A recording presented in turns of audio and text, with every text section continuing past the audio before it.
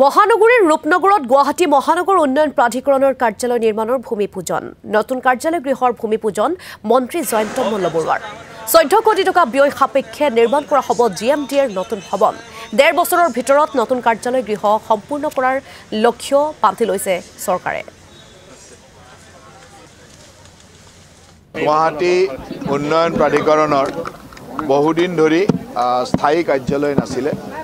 আজি গুৱাহাটী উন্নয়ন প্ৰাধিকৰণৰ আমি স্থায়ী কাৰ্যালয়ৰ আধাৰশিলা স্থাপন কৰিলোঁ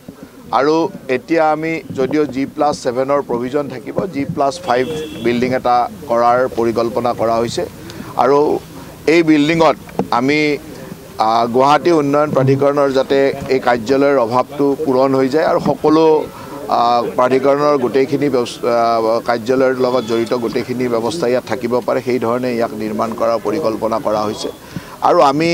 প্ৰচেষ্টা কৰিম যে গুৱাহাটী উন্নয়ন প্ৰাধিকৰণে যিসমূহ নিয়ম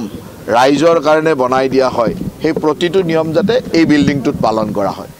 সকলো ব্যৱস্থা যাতে এই বিল্ডিংটোত থাকে যাতে ৰাইজলৈকে আমি বাৰ্তা দিব পাৰোঁ যে এই ধৰণৰ সকলো প্ৰভিজন বা আইনসংগত যিমান নীতি নিয়ম আমি ৰাইজলৈ কওঁ সেই কামখিনি যাতে ইয়াত প্ৰতিফলিত হয় আৰু আমি ৰাইজক এইখিনি কৰিবৰ কাৰণে আহ্বান জনাব পাৰোঁ